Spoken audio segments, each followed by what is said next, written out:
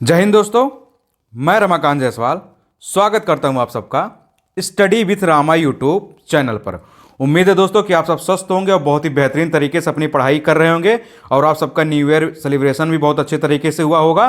तो आप सब दोस्त अब क्या करेंगे, अपना पास्ट भूल जाइए, अपने पास्ट से सीखिए, अपने प्रेजेंट को सुधारिए, तब कि आपका अपना फ्यूचर अपने आप ही क्या हो जाएगा, ब्राइट हो जाएगा। आप सब जानते हैं दोस्तों, हम सब क्या पढ़ रहे हैं, इंडियन पॉलिटी को पढ़ रहे हैं, यानी भारतीय राज व्यवस्था को पढ़ रहे हैं। तो दोस्तों हमने अपने पिछले वीडियो में, अगर आप नियमित वीडियो को देख रहे होंगे दोस्तों, तो हमने पिछले वीडियो में जो भारतीय संविधान की 22 भाग हैं उनके बारे में बहुत बेहतरीन तरीके से पढ़ लिया था। तो जो दोस्त रेगुलर क्लास देख रहे होंगे उनको दोस्तों पता होगा कि हमने इंडियन पॉलिटी यानी भारतीय राज व्यवस्था को एक क्रम से शुरू किया है। हमारी आधुनिक भारत की भी प्लेलिस्ट बनी हुई है, यानी मॉडर्न इंडिया की, और इंडियन पॉलिटी की भी प्लेलिस्ट बनी हुई है। सब कुछ एक क्रम से चल रहा है दोस्तों। हम आपको कंप्लीट इतिहास भी पढ़ाने वाले हैं, कंप्लीट भारतीय राज व्यवस्था भी पढ़ाने वाले हैं। तो यह एक क्रम से चल रहा है चीज़ें। तो जो लोग दोस्त अभी नए चैनल से जुड़े होंगे दोस्तों, उन सबसे बस एक छोटा सा निवेदन है कि आप प्लेलिस्ट में जाके दोस्तों वीडियो को एक क्रम से देखने की कोशिश करें, ताकि आप चीज़ों को इंटरलिंक कर पाएँ, चीज़ों को कोरिलेट कर पाएँ दोस्तों। इससे आपको पढ़ने में ना मज़ा आएगा और आप चीज़ें भी बहुत बेहतरीन तरीके से सीखेंगे। क्योंकि आप जानते हैं आपके एग्जाम में अगर सिलेबस में दिया गया है कोई भी टॉपिक्स, तो हर एक टॉपिक्स आपके लिए महत्वपूर्ण बन जाता है। क्योंकि क्वेश्चन कहाँ से पूछ लिया जाता है इसकी कोई भी गारंटी नहीं होती है। वह क्वेश्चन पेपर बनाने वाले के ऊपर डिपेंड करता है कि वह इस बार कहां से क्वेश्चन बना दे। तो आप सबको जरूरत होती है कि दोस्तों हर एक चीज के बारे में आप बेसिक नॉलेज को लेके चले दोस्तों। तो हमने पिछले वीडियो में 22 भाग के बारे में बहुत बेहतरीन तरीके से पढ़ लिया था। जो लोग रेगुलर क्लास को देख रहे होंगे दोस्तों, वो सब क्या करेंगे, अपना रिवीजन करते रहेंगे, अपने एग्जाम के अकॉर्डिंग क्या करते रहेंगे, अपनी प्रैक्टिस करते रहें। आज हम पढ़ने वाले दोस्तों भाषाई प्रांत के बारे में, जिन राज्यों का गठन हुआ था उसके बारे में हम पढ़ने वाले कि कैसे क्या हुआ था, घटनाएं कैसे घटी थी, कैसे भाषा के आधार पर राज्यों का गठन किया गया। तो आज हम उसको देखने वाले हैं दोस्तों। तो आप सब बहुत ध्यान से वीडियो को देखेंगे और समझने की कोशिश करें। तो चलिए दोस्तों हम शुरू करते हैं कि भाषाई प्रांत पे जो राज्य पुनर्गठन आयोग आया था भाषाई प्रांतों के लिए, उससे संबंधित क्या प्रावधान थे, कौन कौन से आयोग में क्या क्या बातें की गई कि भाषा के आधार पर राज्य का गठन किया जाए, कि प्रशासनिक सुविधा के आधार पर राज्य का गठन किया जाए, कैसे किया जाए। तो देखिए दोस्तों हम बात करते हैं सबसे पहले, जो हमारा सबसे पहले देखिए ये टॉपिक्स बहुत इंपॉर्टेंट है और इससे क्वेश्चन पूछा जाता है आपसे हर बार। तो आप लोग बहुत ध्यान से चीज़ों को सुनेंगे और समझने की कोशिश करेंगे। तो देखिए दोस्तों बात करते हैं भाषाई प्रांत आयोग की। देखिए भाषाई प्रांत आयोग की हम बात करें तो इसका गठन कब हुआ था दोस्तों, तो जून 1948 में हुआ था, 1948 में हुआ था। और इसने अपनी रिपोर्ट कब दी थी दोस्तों, दिसंबर 1948 में दी थी। तो सबसे इंपॉर्टेंट दोस्तों फैक्ट आपके लिए यही हो जाता है कि भाषाई प्रांत आयोग का गठन कब किया गया था, यानी भाषाई प्रांत आयोग का गठन कब हुआ था। तो इसका गठन होता है दोस्तों जून 1948 में, यानी जून 1948 में। और इसने दोस्तों अपनी रिपोर्ट कब दे दी, दिसंबर 1948 में, यानी 6 महीने के अंदर विदिन 6 मंथ दोस्तों क्या करता है, या जो भाषाई प्रांत आयोग था यह अपनी रिपोर्ट दे देता है। और यह किसकी अध्यक्षता में दोस्तों इसको गठित किया गया था, तो एस.के. धर की अध्यक्षता में दोस्तों भाषाई प्रांत आयोग का गठन किया गया था। कब, जून 1948 में। तो आपके लिए दोस्तों यह इंपॉर्टेंट है कि इसका गठन कब हुआ था, जून 1948 में। इसने रिपोर्ट कब दी थी, दिसंबर 1948 में। यह भी क्वेश्चन आपसे पूछा गया है। और इसके अध्यक्ष कौन थे दोस्तों, तो आप याद रखेंगे एस.के. धर दोस्तों वह भाषाई प्रांत आयोग के अध्यक्ष थे। अब देखते हैं दोस्तों इन्होंने जब अपनी रिपोर्ट दी दिसंबर 1948 में, तो इस रिपोर्ट में इन्होंने क्या कहा, क्योंकि उस समय बहस क्या लेके चल रही थी कि जो अलग अलग राज्य हैं भारत में उनका किस आधार पर राज्यों का डिवीजन किया जाए, यानी उसको किस आधार पर बांटा जाए। जैसे आपने सुना होगा दोस्तों कि अभी भी मांग चलती रहती कि कुछ राज्यों को बांट दिया जाए, इनमें जनसंख्या बहुत हो गया है प्रशासनिक सुविधा के लिए। तो इसी तरह जब जून 1948 में गठित किया गया था, इसने अपनी रिपोर्ट में क्या कहा, देखिए इसने दोस्तों अपनी रिपोर्ट में कहा कि राज्यों का जो गठन है वह प्रशासनिक सुविधा के आधार पर किया जाए, ना कि भाषाई आधार पर किया जाए। यानी जब 1948 की ये जो आयोग बना था, या जो कमीशन बना भाषाई प्रांत आयोग एस.के. धर की अध्यक्षता में दोस्तों, तो इसने क्या कहा, इसने कहा कि आपको जो राज्यों का गठन करना है तो इन राज्यों का गठन आप करिए प्रशासनिक सुविधा के आधार पर, यानी एडमिनिस्ट्रेटिव सुविधा के आधार पर इसका गठन कीजिए, ना कि भाषाई आधार पर। क्योंकि आप जानते हैं दोस्तों भारत विविधताओं के लिए जाना जाता, अलग अलग रीजन में आप जाएंगे अलग अलग लोकल लैंग्वेज बोली जाती हैं। तो इस कमेटी का यह मानना था कि अगर आप भाषा के आधार पर करेंगे तो कितने राज्यों का गठन करेंगे, आप प्रशासनिक सुविधा के आधार पर राज्यों का गठन करिए, यानी एडमिनिस्ट्रेटिव सुविधा के आधार पर आप इसका किए। तो आप याद रखिएगा दोस्तों भाषाई प्रांत आयोग ने, आपसे क्वेश्चन पूछा जाता कि क्या भाषाई प्रांत आयोग ने जून 1948 की राज्यों का गठन भाषा के आधार पर माना था? तो नहीं, आप याद रखेंगे दोस्तों कि इसने मना कर दिया था कि भाषा के आधार पर नहीं किया जाएगा, प्रशासनिक सुविधा के आधार पर राज्यों का गठन किया जाए। तो इसके बाद दोस्तों फिर एक दूसरी कमेटी बनती है। इस कमेटी को दोस्तों बोल दिया जाता है जेबीपी समिति। आप इस जेबीपी समिति को ऐसे याद रखेंगे दोस्तों, ये शॉर्टकट नाम है इसका, भी आप पढ़ने वाले आगे। देखिए जेवीपी, यहाँ वी का मतलब इस तरह से, वी वैन वाली वी, तो आप याद रखेंगे। देखो तो देखिए जेवीपी कमेटी का गठन, आप देखिए, आप अभी देख रहे हैं ना, जो पहला वाला कमीशन था इसने क्या किया था, दिसंबर 1948 में अपनी रिपोर्ट दी थी। उसी दिसंबर में क्या कर दिया जाता है दोस्तों, जेबीपी कमेटी का गठन कर दिया जाता है दिसंबर 1948 में, और यह अपनी रिपोर्ट देता है दोस्तों अप्रैल 1949 में, यानी 6 महीने के अंदर ही दे देता है, 6 महीने से पहले ही दे देता है। तो आप याद रखेंगे दोस्तों, अगर आपसे पूछा जाए कि जेबीपी कमेटी का गठन कब किया गया था, तो आप इसको ऐसे याद रख लेंगे पहले के आधार पे। पहले वाले का गठन, भाषाई प्रांत आयोग का गठन कब हुआ था, जून 1948 में, तो उसने अपनी रिपोर्ट कब दे दी थी, तो दिसंबर 1948 में। तो दिसंबर 1948 में यानी 1948 में दोस्तों क्या कर दिया जाता है, जेबीपी कमेटी का गठन कर दिया जाता है। अब इस जेबीपी कमेटी ने क्या किया दोस्तों, अप्रैल 1949 में अपनी रिपोर्ट देता है, यानी 1949 अप्रैल में देता है, 6 महीने से कम ही समय में दोस्तों क्या करता है, इसे अपनी रिपोर्ट दे देता है। अब इस जेबीपी के सदस्य कौन थे, तो आप याद रखेंगे जवाहरलाल नेहरू, वल्लभ भाई पटेल और पट्टाभी सीतारामैया। इसको इसीलिए बोला जाता है जेवीपी। देखिए जे का मतलब होता है दोस्तों जवाहरलाल नेहरू, वी का मतलब होता है दोस्तों सरदार वल्लभ भाई पटेल, और पी का मतलब होता है दोस्तों पट्टाभी सीतारामैया। तो आप याद रखेंगे दोस्तों जेबीपी कमेटी के सदस्य कौन थे, तो इसके सदस्य 3 लोग थे, जवाहरलाल नेहरू, वल्लभ भाई पटेल और पट्टाभी सीतारामैया। क्वेश्चन बहुत एग्जामों में पूछा गया है और हर बार रिपीट क्वेश्चन आता है इससे रहते, तो आप इसको बहुत अच्छे से याद रखेंगे दोस्तों। जेबीपी का मतलब होता है जवाहरलाल नेहरू, वल्लभ भाई पटेल और पट्टाभी सीतारामैया। इसका गठन होता है दोस्तों दिसंबर 1948 में। इस कमेटी ने अपनी रिपोर्ट कब दे दी थी दोस्तों, अप्रैल 1949 में। अब देखिए इसने जब अपनी रिपोर्ट दी, इसने क्या कहा, इसने क्या कहा दोस्तों कि भाषाई आधार पर राज्यों का पुनर्गठन इसने भी क्या कर दिया, अस्वीकृत कर दिया, यानी स्वीकार नहीं किया। जो इससे पहले की कमेटी गठित की गई थी भाषाई प्रांत आयोग की, उसने भी देखिए दोस्तों, उसने भी क्या किया था, कहा था कि राज्यों का गठन जो है भाषा के आधार पर ना किया जाए, प्रशासनिक सुविधा के आधार पर किया जाए। तब भी लोग संतुष्ट नहीं हुए, तो उसके बाद दोस्तों किस कमेटी की गठन की जाती है, जेबीपी कमेटी की गठन की जाती है। इस कमेटी ने भी दोस्तों सीधे सीधे क्या कह दिया कि भाषाई आधार पर राज्यों का पुनर्गठन इसने भी क्या कर दिया, अस्वीकृत कर दिया, यानी इसने भी नहीं माना इस बात को कि भाषाई आधार पर क्या किया जाए, राज्यों का पुनर्गठन किया जाए। तो आप इस दोनों को भी याद रखेंगे दोस्तों, जेबीपी कमेटी और भाषाई प्रांत आयोग, इस दोनों ने दोस्तों क्या कर दिया था, इस बात को सीधे सीधे नकार कर दिया था कि भाषा के आधार पर राज्यों का गठन नहीं होगा। आप दोस्तों समझ नहीं रहे हैं, भाषा के आधार पर, जैसे आप देख रहे होंगे ना, गुजरात और महाराष्ट्र पहले एक में थे, दोनों अलग होकर बने हैं। इसी तरह यूपी से उत्तराखंड अलग होकर बना है। कुछ कल्चरल बातें होती है, कुछ लिंग्विस्टिक बातें होती है। उस समय बात चल रही थी कि भाषा के आधार पर, आप जानते हैं ना, आप जाएंगे साउथ कुछ स्टेट में देखेंगे तेलुगु, तमिल इस तरह के बोले जाते हैं, मलयालम। तो ऐसे कहा गया था कि जिस जिस लैंग्वेज की प्रधानता जहां के लोगों की है, क्या कर दिया जाए, उस क्षेत्र को अलग करके एक राज्य घोषित कर दिया जाए। तो इसीलिए उस समय ये सब डिबेट चल रही थी, तो अलग अलग कमेटियों को क्या किया जा रहा था दोस्तों, गठन किया जाता। तो जेबीपी कमेटी ने भी और भाषाई प्रांत आयोग ने, इन दोनों ने भी दोस्तों क्या कर दिया था, इस बात को नकार दिया था कि भाषा के आधार पर राज्यों के पुनर्गठन की बात को इसने क्या कर दिया था, नकार दिया था। अब हम बात करते हैं दोस्तों राज्य पुनर्गठन आयोग की, कि जो राज्य पुनर्गठन आयोग का जो गठन किया गया, इसने क्या बात की। तो देखिए दोस्तों, ये जो राज्य पुनर्गठन आयोग है, इसका गठन कब होता है, 1953 में। और किसकी अध्यक्षता में होता है दोस्तों, तो फजल अली की अध्यक्षता में होता है। और इसने दोस्तों अपनी रिपोर्ट कब दी थी, तो 1955 में। तो आप यहां इसको ऐसे याद रखें दोस्तों, अगर आपसे पूछा जाए राज्य पुनर्गठन आयोग, तो देखिए राज्य पुनर्गठन आयोग का दोस्तों गठन आप देख रहे हैं कब हुआ रहा है ना, 1953 में, यानी 1953 में हो रहा है। और यह अपनी रिपोर्ट कब देता है दोस्तों, 1955 में देता है, यानी 1955 में। पिछले के दोनों रिपोर्ट आप देख रहे हैं दोस्तों विद इन 6 मंथ, यानी 6 महीने के अंदर ही वो लोग अपनी रिपोर्ट दे देते हैं। लेकिन ये डिबेटेबल मुद्दा था, इतनी बहस इन मुद्दाओं पे चल रही थी, तो क्या हुआ दोस्तों, इसके बाद जो गठन किया जाता है, जो राज्य पुनर्गठन आयोग का गठन किया जाता है दोस्तों, इसका गठन 1953 में तो किया जाता है, 1953 में किया जाता है।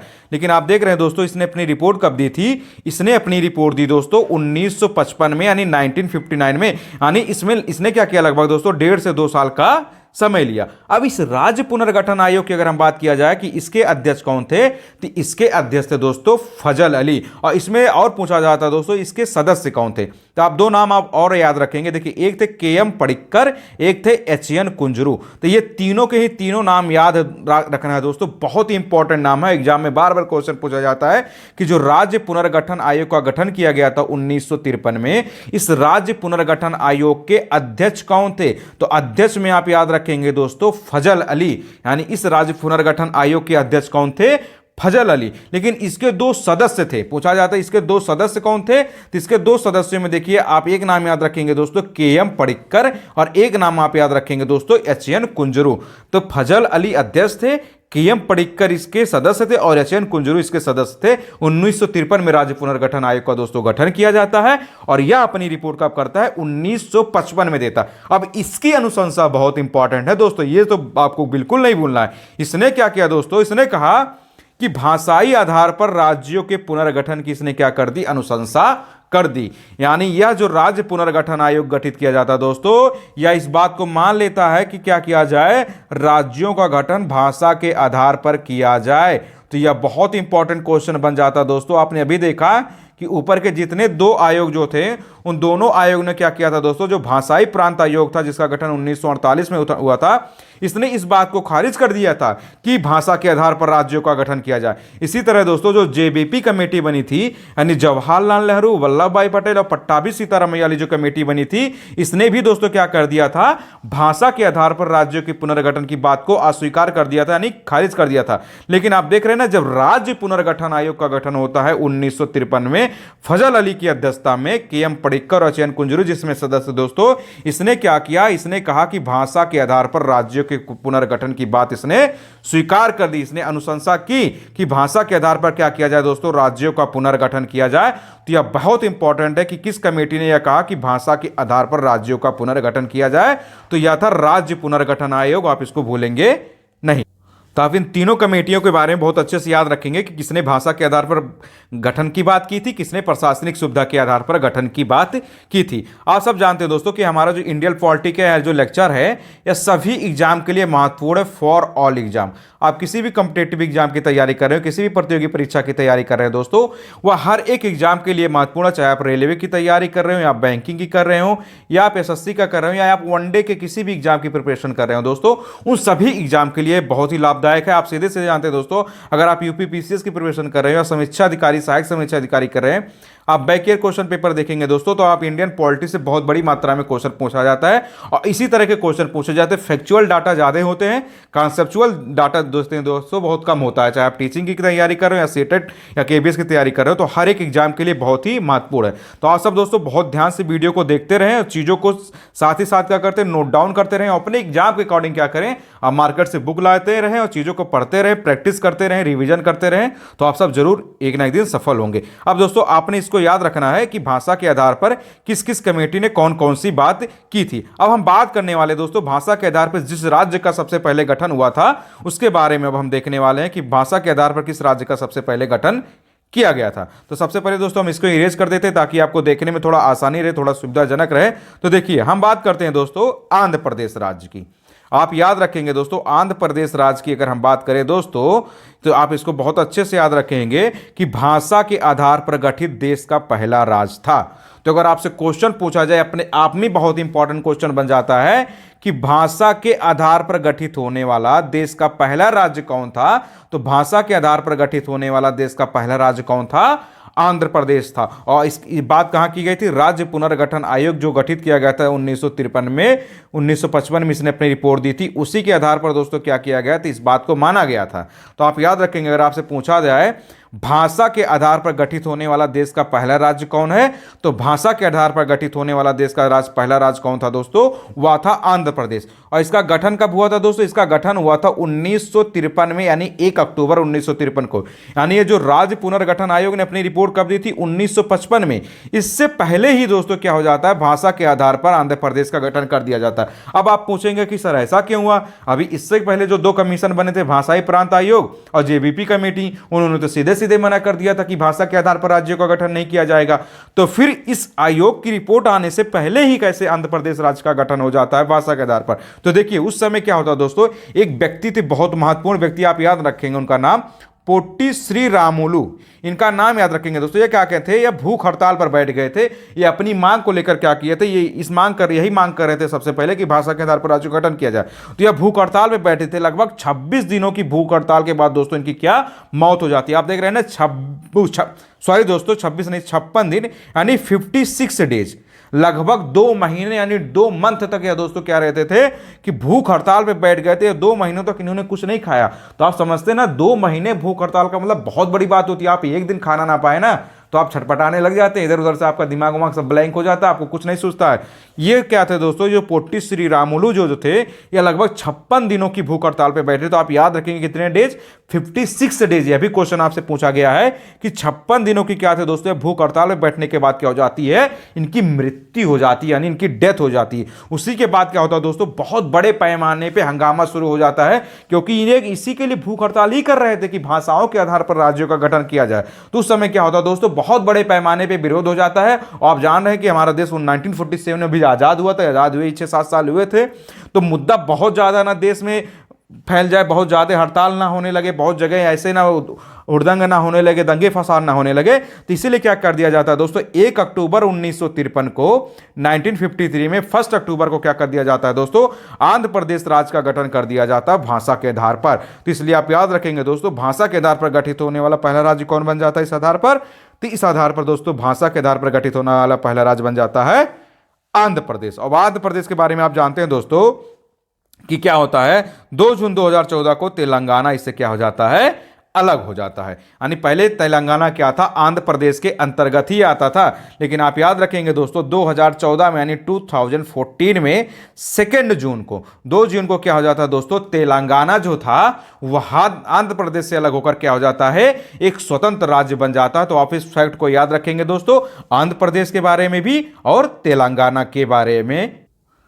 तो उम्मीद है दोस्तों आप सबको बहुत बेहतरीन तरीके से समझ में आया होगा कि प्रशासनिक आधार पर कहां पर गठन की बात की गई है और भाषा के आधार पर राज्यों का गठन की बात की गई है। और आप देख रहे होंगे इससे क्वेश्चन लगभग हर एक एग्जाम में पूछा जाता है कि ये किस कमेटी ने कहा था कि भाषा के आधार पर राज्यों का पुनर्गठन करना है और किस कमेटी ने इस बात को नकार दिया था, यानी खारिज कर दिया था कि भाषा के आधार पर किन राज्यों का गठन करना है। और यह भी क्वेश्चन आपसे पूछा जाता है कि भाषा के आधार पर गठित होने वाला पहला राज्य कौन है। तो आप आंध्र प्रदेश को याद रखेंगे, आप तेलंगाना के बारे में भी फैक्ट याद रखेंगे दोस्तों कि तेलंगाना आंध्र प्रदेश से अलग होकर स्वतंत्र राज्य कब बन जाता है, तो 2014 में बन जाता है 2 जून को। अब हम देखते हैं दोस्तों विभिन्न राज्यों के गठन की तिथि क्या होता है दोस्तों। इससे एग्जाम में क्वेश्चन बहुत आपसे पूछ लिया गया है कि इस राज्य का गठन कब हुआ, इस राज्य का गठन कब हुआ। तो बहुत ही इंपॉर्टेंट आपके लिए हो जाता है। तो आप इसको भी देख लीजिए कि विभिन्न राज्यों के गठन की तिथि के बारे में।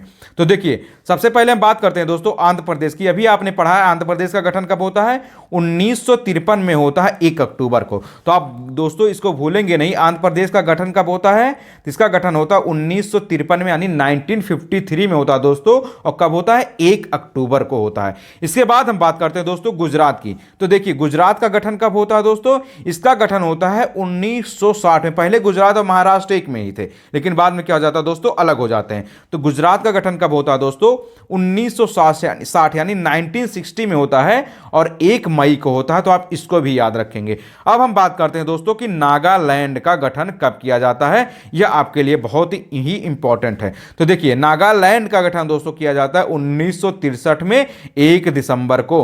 तो आप इसको भूलेंगे नहीं दोस्तों। देखिए ये डाटा आपको याद रखना है, ये फैक्चुअल डाटा आपको याद रखना है, इसलिए क्योंकि एग्जाम में क्या होता है दोस्तों, मैचिंग वाले क्वेश्चन दे दिया जाता है। इधर आपको 4 नाम दे दिया जाएगा और 4 राज्य दे देंगे। देखिए इधर दे देगा 1963, इधर देगा 1960, इधर ऐसे दे देगा दोस्तों 1953 और इधर क्या दे देगा दोस्तों, राज्य का नाम दे देगा, गुजरात देगा, नागालैंड देगा, आंध्र प्रदेश देगा। आपको मैच कराने के लिए दे दिया जाता है। तो इस तरह के क्वेश्चन बहुत इंपॉर्टेंट होते हैं क्योंकि ये फैक्चुअल डाटा होते हैं। अगर आपको याद रहेंगे तो आपको सीधे सीधे से नंबर ले जाते हैं और एक एक नंबर आप जानते हैं दोस्तों पॉइंट का खेल होता है आपकी सिलेक्शन में, आपकी नौकरी लगने में। नहीं तो आप जानते हैं आप कितने पीछे चले जाते हैं। तो आप याद रखेंगे दोस्तों नागालैंड का गठन कब होता है, 1 दिसंबर 1963 को होता है यानी 1963 में होता है। इसी तरह हम बात करते हैं दोस्तों कि हरियाणा का गठन कब किया जाता है। तो देखिए हरियाणा का जो गठन होता है दोस्तों वह होता है 1966 में 1 नवंबर को। तो अगर आपसे क्वेश्चन पूछा जाए कि हरियाणा का गठन कब किया जाता है, तो हरियाणा का गठन होता है दोस्तों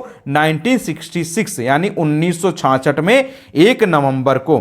बाकी आपके दोस्तों 3-4 नाम आप एक साथ याद रख सकते हैं, उसके लिए बहुत अच्छा दिया गया है यहाँ पे। यहाँ देखिए 1971 में क्या कर दिया जाता है दोस्तों, हिमाचल प्रदेश का गठन कर दिया जाता है 25 जनवरी को। तो अगर आपसे पूछ लिया जाए कि हिमाचल प्रदेश का गठन कब होता है, तो इसका गठन होता है 1971 में 25 जनवरी को, यानी 1961 में क्या हो जाता है दोस्तों, हिमाचल प्रदेश राज्य का गठन कर दिया जाता है। उसके बाद आप देखेंगे, देखो 1972 में 21 जून को 3 राज्यों का एक साथ गठन किया जाता है। आप देख रहे हैं दोस्तों, आप एक डेट बहुत अच्छे से याद रखेंगे लेंगे, 1972 यानी 1972, 1972 यानी 1972 दोस्तों, और डेट क्या था दोस्तों, 21 जनवरी। आप देख रहे हैं दोस्तों 1972 में 21 जनवरी को क्या होता है, मेघालय, मणिपुर और त्रिपुरा, इन तीनों राज्यों का दोस्तों एक साथ गठन हो जाता है। तो अगर आपसे पूछा जाए मेघालय का गठन कब हुआ, तो अभी 1972 में, मणिपुर का गठन कब हुआ, तो अभी 1972 में, और त्रिपुरा का गठन कब हुआ, तो अभी दोस्तों 1972 में। तो मेघालय, मणिपुर और त्रिपुरा, इन तीनों राज्यों का गठन दोस्तों आपके लिए याद करना बहुत आसान होगा, 1972 में यानी 1972 में दोस्तों कब होता है, 21 जून को होता है। तो आपके लिए आसान हो गया ना याद करना कि मेघालय, मणिपुर और त्रिपुरा, इन 3 राज्यों का गठन कब हुआ था। अब हम बात करने वाले हैं दोस्तों कि सिक्किम के बारे में। देखिए सिक्किम का गठन कब किया जाता है, सिक्किम का देखेंगे दोस्तों गठन होता है 1975 में 16 मई को। तो अगर आपसे पूछा जाए दोस्तों सिक्किम राज्य का गठन कब होता है, तो सिक्किम राज्य का गठन होता है 1975 16 मई, यानी 1975 16 मई। इसी तरह आप देखेंगे दोस्तों 1987 में 3 राज्यों का और गठन कर दिया जाता। आप एक डेट इसका भी इसी तरह याद रखेंगे दोस्तों, 1987 यानी 1987 में दोस्तों क्या हो जाता है, 3 राज्यों का एक साथ गठन कर दिया जाता है। कौन कौन से, मिजोरम, अरुणाचल प्रदेश और गोवा। तो आपसे अगर पूछा जाए दोस्तों 1987 में किन 3 राज्यों का गठन हुआ था 1986 में, सॉरी दोस्तों 1987 में, तो 3 राज्यों का, मिजोरम, अरुणाचल प्रदेश और गोवा। बस दोस्तों गोवा वाली जो है डेट चेंज है। गोवा में क्या होता है दोस्तों, 30 मई 1987 को गोवा का गठन होता है। बाकी मिजोरम और अरुणाचल प्रदेश को आप याद रखेंगे दोस्तों, दोनों का ही गठन दोस्तों क्या किया जाता है, 20 फरवरी 1987 को होता है। तो अगर आपसे पूछा जाए गोवा का गठन कब होता है, तो गोवा का गठन होता है दोस्तों 30 मई 1987 को। बाकी मिजोरम और अरुणाचल प्रदेश का गठन कब होता है, 20 फरवरी 1987 को। तो उम्मीद है अब आप इसको बहुत बेहतरीन तरीके से ऐसे ही याद रखेंगे। अब आप देखेंगे दोस्तों 3 राज्य इस तरह के जिनका गठन एक साथ किया जाता है। तो फिर इन 3 राज्यों के बारे में आप देख लीजिए। तो देखिए इसके लिए भी आपको याद रखना है दोस्तों सन 2000, सन 2000। तो सन 2000 में सबसे पहले आप याद रखेंगे किन 3 राज्यों का गठन हुआ था दोस्तों, तो छत्तीसगढ़, उत्तराखंड और झारखंड। तो अगर आपसे पूछा जाए कि आपके लिए याद करना आसान हो जाएगा ना कि छत्तीसगढ़, उत्तराखंड और कौन सा, झारखंड, इन 3 राज्यों का दोस्तों गठन कब होता है, सन 2000 में होता है, यानी 2000 में होता है। अब इसको याद करना कैसे, देखिए तीनों ही नवंबर में हुए। तो छत्तीसगढ़ का गठन होता है 1 नवंबर, 1 नवंबर में दोस्तों अगर आप 8 जोड़ देंगे तो कितना आ जाएगा, 9 नवंबर। और 9 नवंबर में दोस्तों क्या करेंगे आप, 9 में से कितना जोड़ देंगे, 6, यानी कितना आ जाएगा, 15 नवंबर। तो आप देख रहे हैं ना, छत्तीसगढ़, झारखंड और उत्तराखंड याद करना आपके लिए आसान हो गया ना। तीनों का ही गठन क्या होता है दोस्तों, 2000 में होता है, सन 2000 में। और छत्तीसगढ़ का गठन कब होता है दोस्तों, 1 नवंबर का होता है। उत्तराखंड का गठन 9 नवंबर का होता है। और झारखंड का गठन दोस्तों कब होता है, 15 नवंबर को। आपने तेलंगाना के बारे में दोस्तों ऊपर ही पढ़ा है कि तेलंगाना का गठन कब होता है, 2 जून दोस्तों 2014 में होता है। कब, 2 जून को। तो उम्मीद है दोस्तों कि आपको ये जो राज्यों का गठन किया गया है यह भी आपने बहुत अच्छे से समझा होगा। देखिए यहां जो कुछ राज्यों के नाम दिए गए, अक्सर क्वेश्चन इन्हीं से घूम के पूछा जाता है। तो ये जो कुछ ही राज्यों के नाम है दोस्तों, तो ये बहुत इंपॉर्टेंट है, तो आप भूलेंगे नहीं। आपको तो 3-4 राज्य याद ही करने में बहुत आसान हो गया होगा। एक 1972 वाला डेट आप बहुत अच्छे से याद रखेंगे, 1972 में कि मेघालय, मणिपुर, त्रिपुरा का एक साथ गठन कर दिया गया। सन 2000 में क्या कर दिया जाता है, छत्तीसगढ़, उत्तराखंड और झारखंड का एक साथ गठन कर दिया जाता है। इसी तरह आपने देखा दोस्तों 1987 में क्या कर दिया जाता है, मिजोरम, अरुणाचल प्रदेश और गोवा राज्यों का एक साथ गठन कर दिया जाता है। तो आप उम्मीद है दोस्तों कि राज्यों की इस गठन का जो क्रम है आपको बहुत बेहतरीन तरीके से समझ में आ गया। आप 6 राज्य को तो मात्र 3 डेट में याद रख सकते हैं, 6 क्या 9 राज्यों को दोस्तों अगर आप देखेंगे तो 9 राज्यों को मात्र 3 डेट में आप बहुत बेहतरीन तरीके से याद रख सकते हैं। तो बस जरूरत है दोस्तों आप इसी तरह चीजों को समझते रहें और नोट डाउन करते रहें, तो आप जरूर एक ना एक दिन अपने एग्जाम के करीब पहुंच जाएंगे। तो उम्मीद है दोस्तों आपको आज आपको समझ बहुत अच्छे तरीके से आ गया हो कि भाषाई आधार पर राज्यों का गठन कैसे किया जाता है, किस कमेटी ने भाषा की बात को खारिज किया था, किस कमेटी ने भाषा की बात को माना, और आंध्र प्रदेश राज्य कैसे रिपोर्ट आने से पहले कैसे भाषा के आधार पर पहला राज्य बन जाता है। और दोस्तों आपने ये भी देखा कि किन किन राज्यों का गठन हुआ, कौन कौन से डेट आपके लिए इंपॉर्टेंट है। आप जानते हैं दोस्तों इसी तरह के क्वेश्चन क्या होता है दोस्तों, आपसे एग्जाम में सीधे सीधे पूछ लिया जाता है। तो उम्मीद है दोस्तों आप सबको बहुत बेहतरीन तरीके से समझ में आएगा। तो दोस्तों आज हम यहीं तक पढ़ने वाले हैं। हमारा जो अगला वीडियो लेक्चर आएगा दोस्तों उसमें हम पढ़ेंगे नागरिकता के बारे में। आप जानते हैं सिटीजनशिप वाला कॉन्सेप्ट बहुत ही महत्वपूर्ण होता है, वहां कॉन्सेप्चुअल और फैक्चुअल भी आपको याद रखना बहुत जरूरी होता है। तो उसके लिए दोस्तों हम अपने नेक्स्ट वीडियो में पढ़ेंगे। बस चलते चलते आप सब दोस्तों से एक छोटा सा निवेदन है दोस्तों कि आप हमारे यूट्यूब चैनल, आप सब जानते हैं दोस्तों कि हमारा यूट्यूब चैनल का नाम क्या है, स्टडी विथ रामा। आप दोस्तों क्या करेंगे, हमारे इस YouTube channel study with Rama, इस चैनल को दोस्तों क्या करेंगे, आप सब्सक्राइब कर लेंगे और इसको अपने फ्रेंड सर्किल में, अपने दोस्तों में या अपने भाई बहन रिलेटिव जो भी किसी भी कॉम्पिटिटिव एग्जाम यानी प्रतियोगी परीक्षा की तैयारी कर रहा होगा दोस्तों, आप उन तक क्या करेंगे, वीडियो को शेयर कर देंगे ताकि उनकी भी तैयारी को दोस्तों मजबूती मिले और हमें भी बहुत अच्छा लगता है दोस्तों कि हम इतने लोगों के लिए कुछ अच्छा कर पा रहे हैं, उनके पढ़ाने में, उनके पढ़ने में, उनके तैयारी के लिए, उनके सिलेक्शन के लिए कुछ अच्छा कर रहे हैं, कुछ मदद कर पा रहे हैं दोस्तों। बस आप सबका इसी तरह का प्यार मिलता रहे दोस्तों। मैं आप सबको बहुत ही बेहतरीन तरीके से पूरी पॉलिटी पढ़ाने वाली हूँ, पूरी हिस्ट्री पढ़ाने वाला हूँ। जो भी टॉपिक्स में उठाऊंगा दोस्तों उसको बेहतरीन तरीके से कंप्लीट करूंगा ताकि आप सबको फिर कहीं और से ना पढ़ना पड़े। बाकी आप अपने एग्जाम के अकॉर्डिंग अपना एक स्टैंडर्ड बुक ले आए, उससे पढ़ते रहें चीज़ों को दोस्तों, अपने एग्जाम को रिवाइज करते रहें, अपनी प्रैक्टिस करते रहें, बैक ईयर क्वेश्चन पेपर को सॉल्व करते रहें। तो आप सब जरूर दोस्तों क्या करेंगे, एक ना एक दिन जरूर आप सब सफल होंगे। बस आप सब दोस्तों बहुत ही इत्मीनान तरीके से पढ़ाई को बोझ समझ के नहीं, बहुत ही अच्छे तरीके से चीज़ों को पढ़ते रहें, समझते रहें। बाकी दोस्तों मिलते हैं फिर आपसे नेक्स्ट वीडियो में। बहुत बहुत धन्यवाद आप सबका वीडियो देखने के लिए। जय हिंद माय डियर फ्रेंड।